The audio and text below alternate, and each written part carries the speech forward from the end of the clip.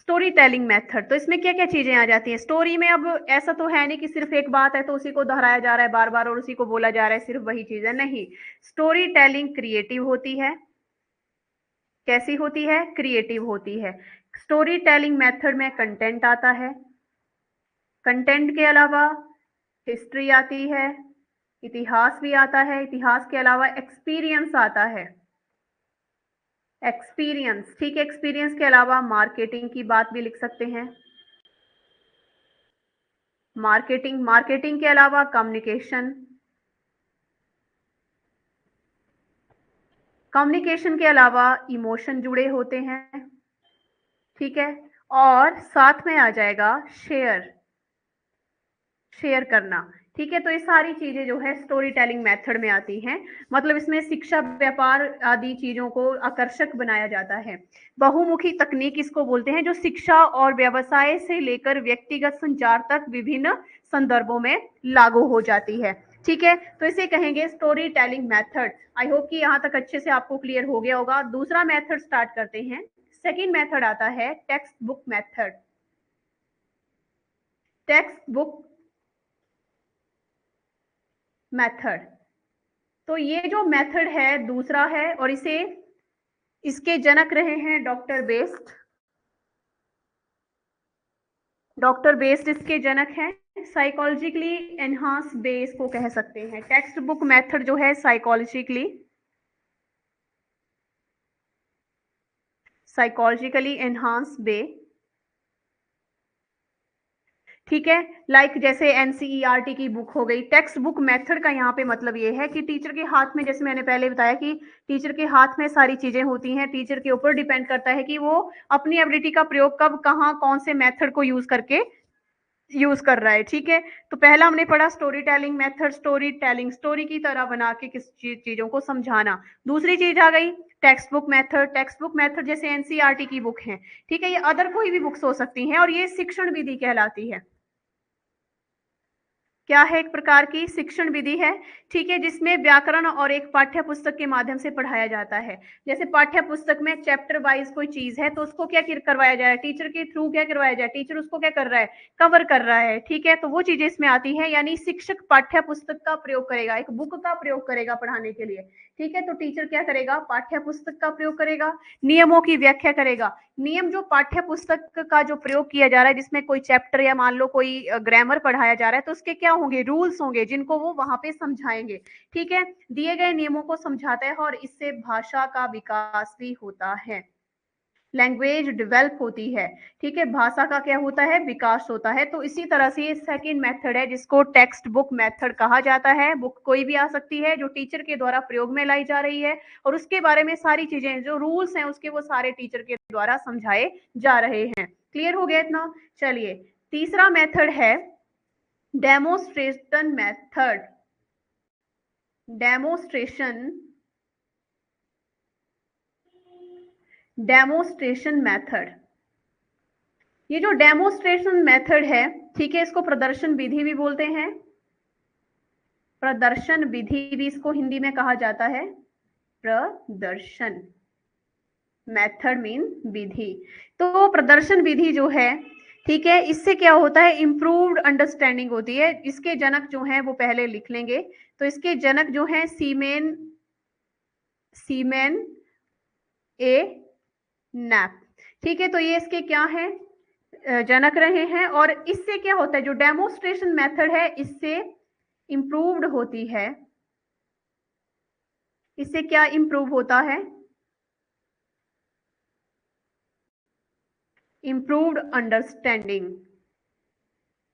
जो समझ है, अंडरस्टैंडिंग क्या होती है, समझ जो होती है बेहतर बनती है। इसके अलावा एनहांस लर्निंग,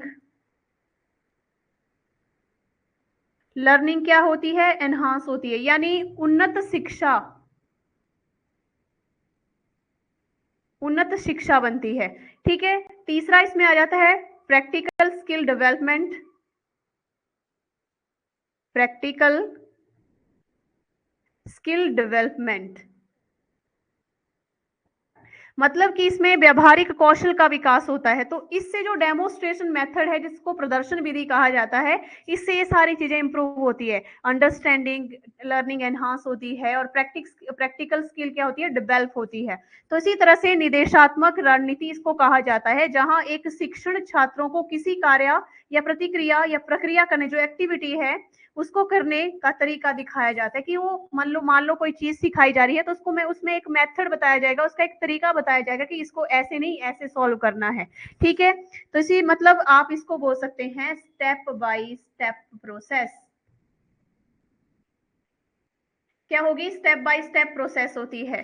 ठीक है, जैसे हम किसी क्वेश्चन का आंसर करते हैं तो स्टेप बाय स्टेप सारे क्या करते हैं, 1 2 3 4 5 करके क्या करते हैं, सारी चीजों को 1 बाय 1 लिखते हैं। ठीक है, तो वैसे स्टेप बाय स्टेप प्रोसेस के थ्रू जो है इसमें सिखाया जाता है। ठीक है, ठीक है, इसमें एक्टिव लर्निंग होती है, क्लियर एक्सप्लेनेशन होते हैं, प्लानिंग जो होती है इसमें प्रिपरेशन की जाती है प्लानिंग की, और स्टूडेंट जो है इसमें इन्वॉल्वमेंट होती है, स्टूडेंट इन्वॉल्व होते हैं। ठीक है, तो इसी तरह से इसको ट्यूटोरियल मेथड भी बोला जाता है।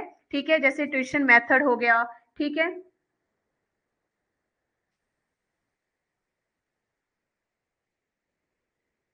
तो ये चीज जो है इसमें आ जाती है।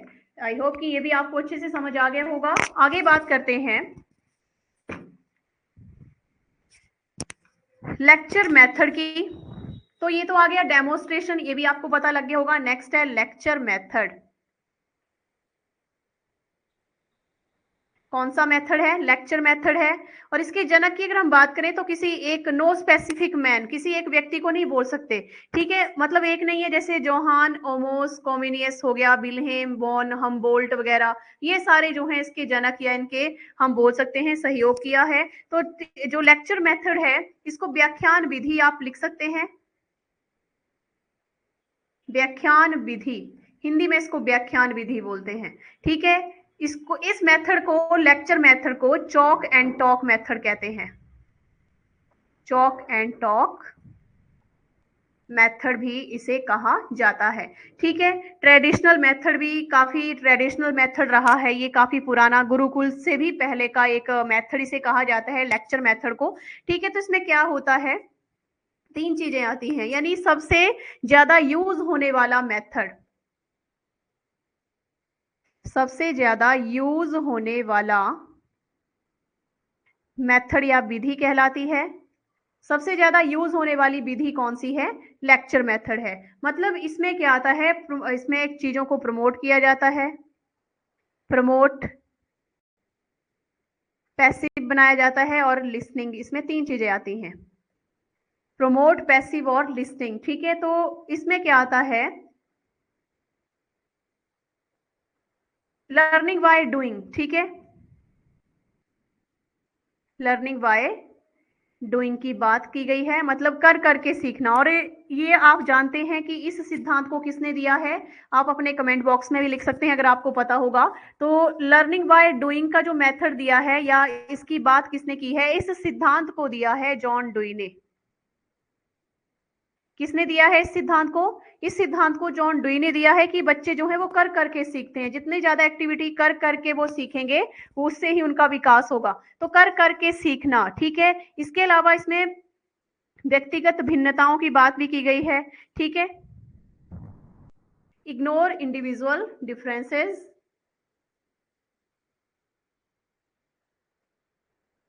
इंडिविजुअल्स डिफरेंसेस, मतलब इसमें व्यक्तिगत भिन्नताओं की बात क्यों की, इसमें जैसे कोई टीचर है, कोई पढ़ा रहा है, व्यक्तिगत विभिन्नताएं हैं, यानी जैसे व्यक्ति के मतलब टीचर है क्लास में पढ़ा रहा है, ठीक है, तो उससे क्या कर रहा है, टीचर पढ़ा रहा है, साथ में डंडे से भी बच्चे को डरा रहा है। अब ऐसा तो नहीं क्लास में एक ही बच्चा है, मान लो 30 बच्चे बैठे हैं, 20 बच्चे बैठे हैं। ठीक है, तो टीचर क्या कर रहा है, उसको उनको डंडे से भी डरा रहा है और कहता है कि समझ आया या नहीं आया। ठीक है, तो क्या टीचर जब पढ़ाता है, जैसे आप भी टीचर बनने वाले हैं, तो आप भी क्या करोगे आगे, जैसे मान लो पढ़ा रहे हैं तो एक डर आपका होगा जिसमें आप पूछोगे स्टूडेंट्स की कि आपको समझ आया नहीं आया, तो बच्चे क्या करेंगे, डर के मारे हाँ भी बोल सकते हैं, या जिसको समझ नहीं आया वो पूछ भी सकता है। तो यहाँ पे बात ये है कि इसमें जैसे टीचर डंडे से किसी बच्चे को डरा रहा है, बच्चों को डरा रहा है और कहता है कि समझ आया या नहीं आया, तो मैं जैसे कि उसमें क्या होता है, जो आगे बैठे हुए बच्चे होते हैं वो क्या करते हैं, आगे बैठे हुए बच्चे कहेंगे कि समझ आ गया, लेकिन ऐसा नहीं कि सभी बच्चों को वो समझ आ जाए। ऐसा थोड़ी ना कि वो टीचर ने एक बार पढ़ा दिया तो सारे टोटल बच्चों को समझ आए। कुछ फास्ट फास्ट लर्नर होते हैं, कुछ जो है धीरे धीरे समझते हैं, तो ऐसा थोड़ा ना कि सबको एक जैसे समझ आ गया, नहीं। तो लेकिन टीचर को ऐसा लगता है कि सबको समझ आ गया, क्योंकि कोई भी क्वेश्चन नहीं करेगा ना पीछे से ना आगे से, तो इसलिए टीचर को लगता है कि सब बच्चों को समझ आ गया। ठीक है, तो इसी तरह से पारंपरिक दृष्टिकोण से अगर हम बात करें, शिक्षण दृष्टिकोण इसको बोलते हैं। और ये जो होता है जहां प्रशिक्षण छात्रों के समूह को मौखिक रूप से जानकारी देता है, जब टीचर बोल के या लिख के भी, मतलब बोर्ड पे भी लिख रहा है टीचर, लेकिन बोल के ज्यादातर बच्चों को समझाया जा रहा है, ठीक है, और जानकारी मिल रही है। तो इसी तरह से क्या होता है, इसी माध्यम से शिक्षण केंद्रित विधि इसको बोलते हैं, शिक्षक टीचर सेंटर्ड जो मेथड है इसको कहा जाता है। ठीक है, यहाँ पे जो ज्ञान है प्राथमिक स्रोत के रूप में कार्य करता है। ठीक है, जबकि छात्र मुख्य रूप में क्या करते हैं, मुख्य रूप से सुन रहे होते हैं टीचर को, जो टीचर पढ़ा रहा होता है, जो बच्चे हैं वो सुन रहे होते हैं। ठीक है, तो ये चीज इसमें आ जाती है। ठीक है,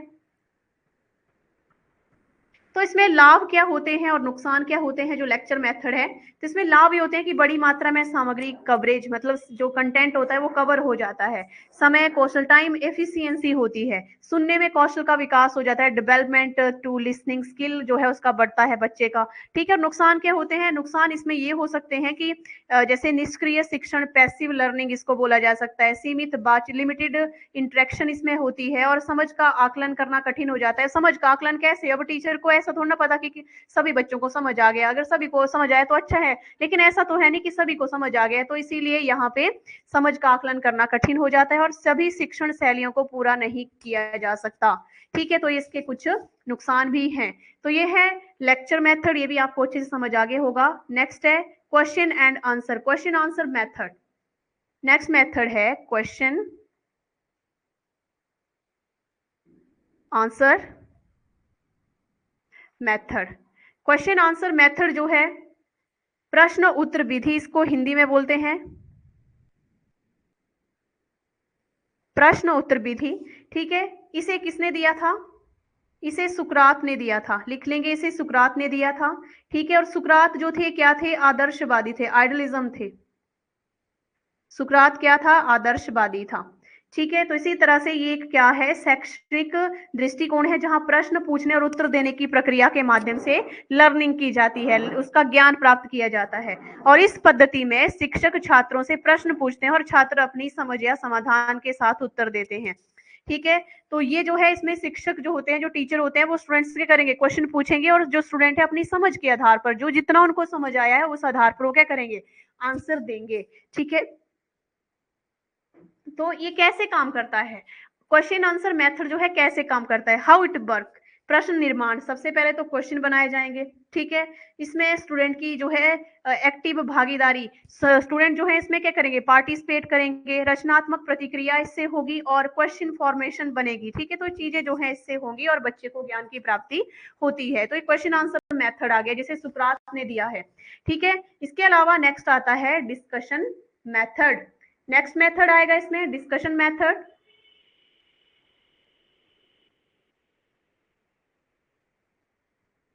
डिस्कशन मेथड इसको परिचर्चा विधि बोलते हैं,